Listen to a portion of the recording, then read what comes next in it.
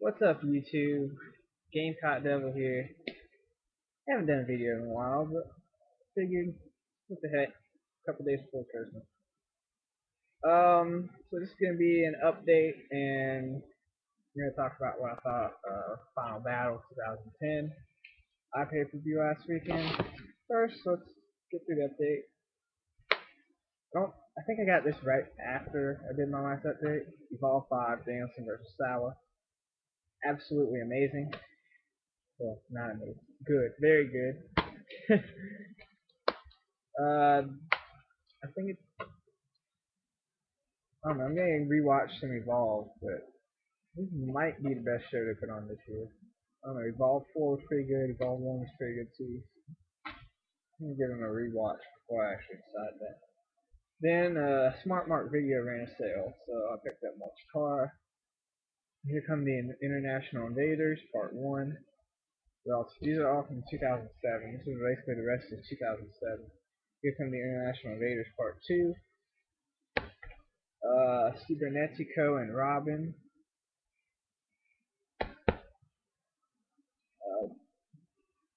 Bruised at the last rematch. Incoherence versus Fist. Mike Quackenbush versus Lente Dorado. Claudio versus Chuck Taylor. New Star Navigation. Shikara Pro Wrestling. It's Battle of Who Could Care Less. That's a nice kind of Grand Theft Auto style cover. Distorted Perils of Everyday Existence. Chikara Chapter 11. And Chikara Stephen Colbert is greater than Bill O'Reilly. I think this is the ending of this is the last show of the year. It's got Chris Hero versus Fire Casanova in the main event, so here it is. Picked up one more from Smart Mark, and it's IPW, Reign of the Insane. Obviously, I just got this because I want to see Bryan Danielson versus Stretch Younger. And it also has Jon Moxley versus Jimmy Jacobs for the IPW World titles.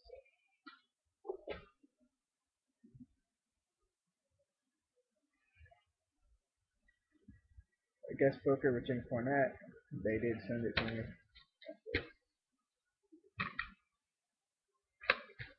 And WWE 50 Greatest Superstars of All Time. I watched the documentary. I didn't watch the matches yet. The documentary was okay.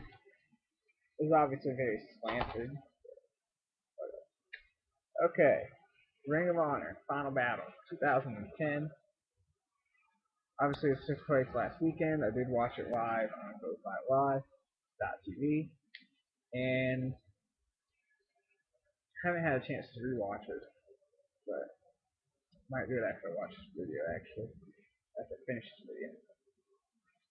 Honestly, I thought this was just as good as Death Before Dishonor, if not a tiny hair below Death Before Dishonor, just for the overall card. But this could easily be the best double main event I've ever seen. And the Glory Honor 5 Night 2 main event, I didn't think anything could top that double main event of Mirafuji and McGinnis, Kenta and Danielson. But last Saturday night, I think Ring of Honor topped themselves on that. Absolutely amazing. Start at the bottom though. Kyle O'Reilly and Adam Cole took on the All Night Express, Kenny King and Rhett Titus. This was a really hot opener. Very fun. O'Reilly and Cole look great. They definitely look like they're definitely going to be a force to be reckoned with in the tag team division of Ring of Honor next year. Especially Kyle O'Reilly. I think he has all the potential in the world. Very high on him. The All Night Express picked up the win. Very fun opener. Got the pay-per-view off to a great start. The next match was Scientific Showdown, Colt Cabana versus TJ Perkins. This match, it could have been a lot better, I thought. Colt was just in kind of a bit of a comedy mode, and they didn't seem to click very well for whatever reason. It was kind of slow in spots, and it was okay. 2 1/4. I didn't like it that much. Next, you got the Women of Honor? No, yeah, the Women of Honor. Sarah Del Rey and Serena Deeb taking on Amazing Kong and Daisy Hayes. And this was a very good match. This is definitely my match of the year for the women in any promotion. I haven't seen the Chikara and Miami Toyota shows, so whatever. I've heard those are fantastic. But yeah, hey, Del Rey and Deeb picked up the win. I was a little disappointed that we didn't see more Kong, and I thought Kong could have done more in this match, and really because of Serena Deeb, they focused too much on Del Rey and Hayes, I thought. It's still a very fun match, 3 stars. Next match, you got Eddie Edwards versus Sanjay Dutt after Kenny Omega was hurt. And for a last minute replacement match, I thought it was very good. I've never had a problem with Sanjay Dutt. I thought he came came with his A game really for such short notice. It was pretty good. Eddie Edwards continues to get better. He really carried Sanjay though. Sanjay, I know I said he was on it. He was about as good as we could get for a last minute replacement, but it wasn't really great or anything. 3 1/4. I like it a little better than Women's Honor. Next match was oh Homicide versus Christopher Daniels. Um, Reports after the pay per view said that Homicide was hurt, and if he was really hurt, you could really tell. This wasn't very good at all. Really, it was a major disappointment to start the second half of the show. They did. It was just kind of back and forth. There's nothing really memorable about this match. When Homicide won with the Ace Crusher after he threw a tap through his shirt in Daniel's face. Uh, 2.5 stars. It wasn't. Hopefully they can have a rematch down the road and it'll be better than this because it was not very good and kind of did leave a sour taste in my mouth. I think I liked it a little more live than I do after thinking about it. But still. Anyway, next match was the oh first during the intermission, world's greatest tag team, Shelton Benjamin and Charlotte Haas, signed with Ring of Honor for next year. Hell yes. Cannot wait to see more Shelton Benjamin and Charlotte Haas in Ring of Honor. Major plus for Ring of Honor going into 2011. Okay, then we get the 6-man tag. The Kings of Wrestling and Shane Hagedorn taking on the Briscoes, Jay Mark, and Papa Mike Briscoe. This was about as good as I could have expected it to be because I knew they were going to focus on Papa and Shane Hagedorn. We weren't gonna get the technical masterpiece we got at Big Bang, and we definitely weren't gonna get the bloodbath that we got at Death Before Dishonor 8. But this was still very fun. Papa Briscoe with the head scissors and landing the Doomsday device to end the match, and the suicide dive through the ropes from Papa Briscoe. Definitely was a lot better than I expected it to be. 3 3/4, not quite 4 stars, but very fun, very entertaining, and it really set the tone for the ending of the show to be really good. And then we get to the double main event. It is first the official main event of the pay per view. The Ring of Honor World Title match. Roderick Strong defending against Davey Richards.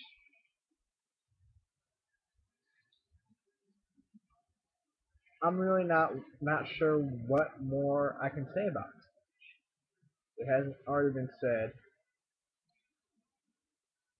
You have to see this match.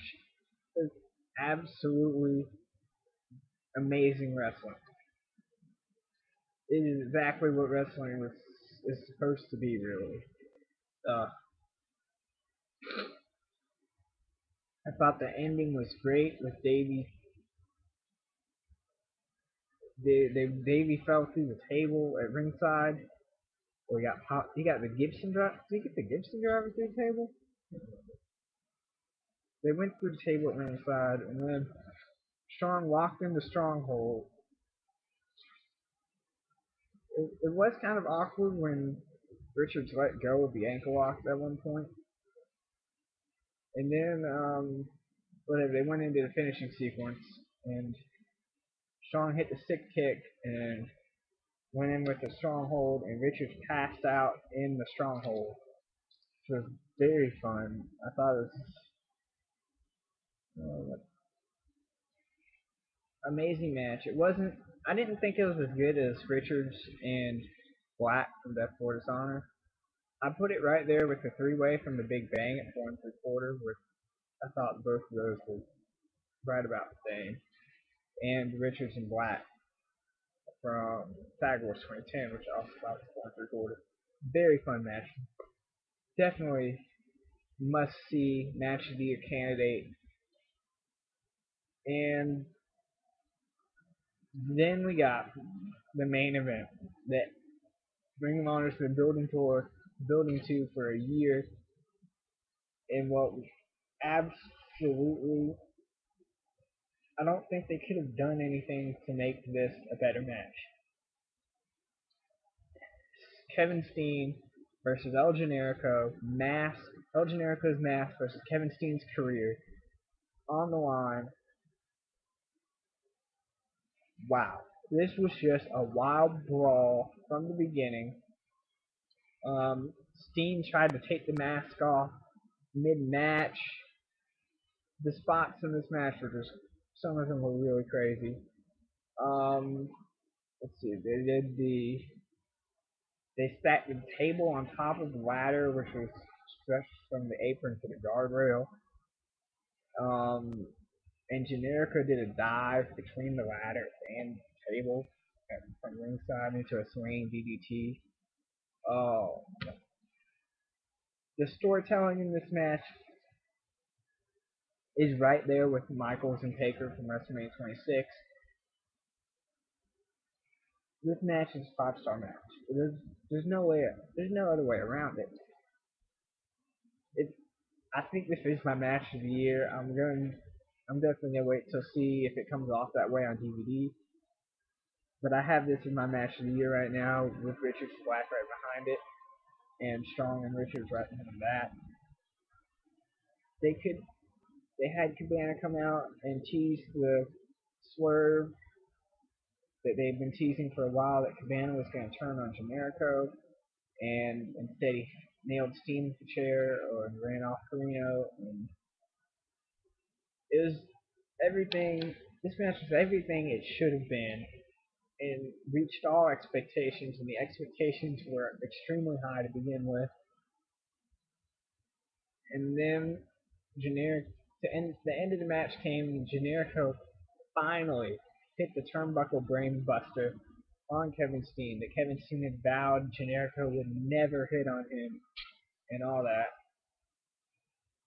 But he fell out of the ring after the brainbuster, and I'm not sure if that was planned or what. But I hope he wasn't. I hope they weren't going to have him kick out of that. That would have been. That probably would have been one too many kickouts for me. There was plenty of kickouts to go around in this match, and I didn't think it hurt the match at all. Really, it was what it needed to be with career versus career, basically, mass versus career, whatever. Steen did. Anyway, Steen basically got up on his knees there, and Generico had the chair just like Final Battle 2009, only the roles were reversed. And Generico was about to swing, but Steen stuck the mask out as kind of a plea to get Generico to stop.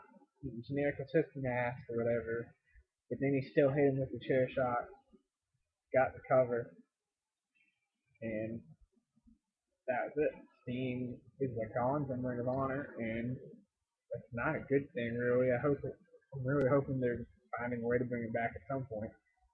I'd love to see him take 6 months off, get healthy or whatever. I know he tweeted that the knees are fine, blah blah blah. We'll see. I can get over it either way. Um,